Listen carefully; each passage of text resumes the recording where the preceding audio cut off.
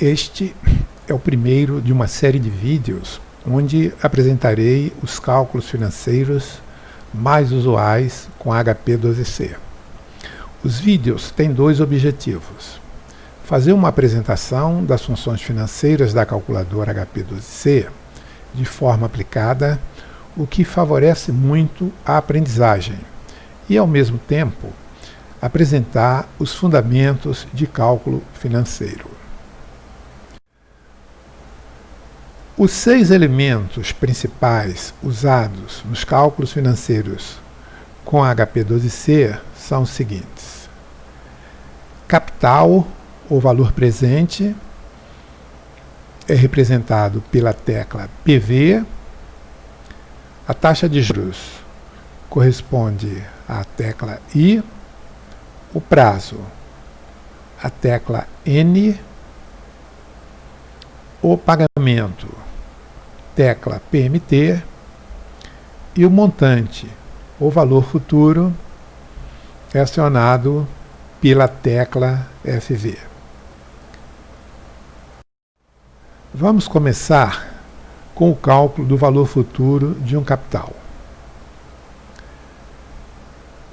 Calcular o valor do resgate de uma aplicação financeira, sendo dados capital aplicado R$200 mil, taxa de juros 6% ao ano, prazo de aplicação 15 anos.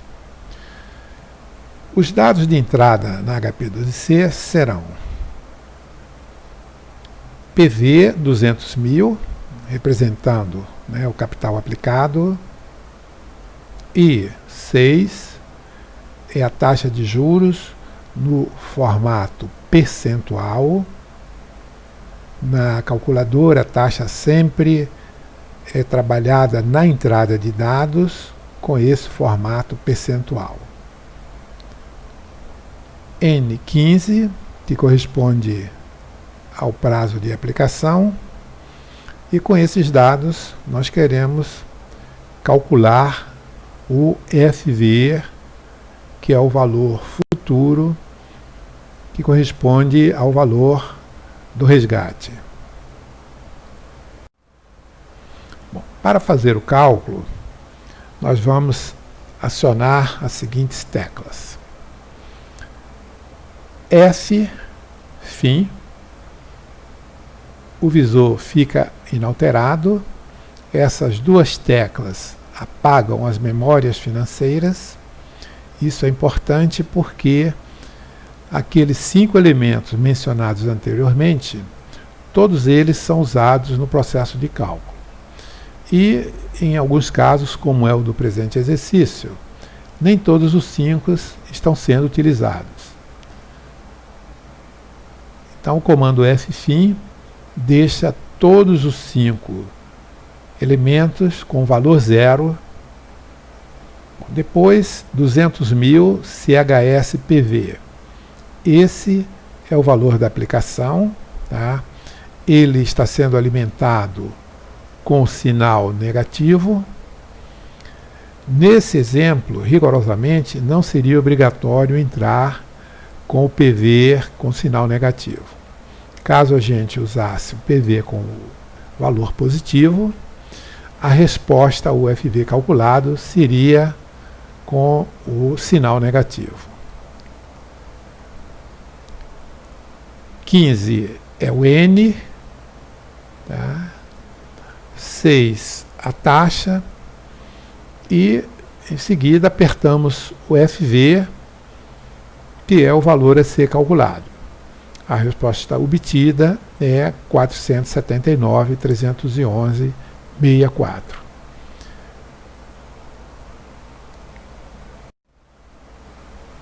Agora vamos ver um outro exercício que envolve o cálculo da prestação de um financiamento. Então, o valor financiado é R$6.000. Ele será pago em 18 parcelas mensais, e o vencimento da primeira parcela ocorrerá em um mês. Esse dado é importante porque vai definir o tipo de série. Os dados de entrada serão VP, que é o valor financiado, 6.000. N, aqui é o número de parcelas. É importante considerar que quando estamos calculando prestações, N não é número de períodos, e sim o número de parcelas. I é 1,5, que é a taxa de juros, e o tipo de série é série END, também chamada série postecipada ou série de fim de período. É a série que se caracteriza quando o primeiro pagamento ocorre um período à frente, ou seja, não há um primeiro pagamento na data inicial. Com esses dados, nós queremos calcular o PMT, que é o valor da prestação.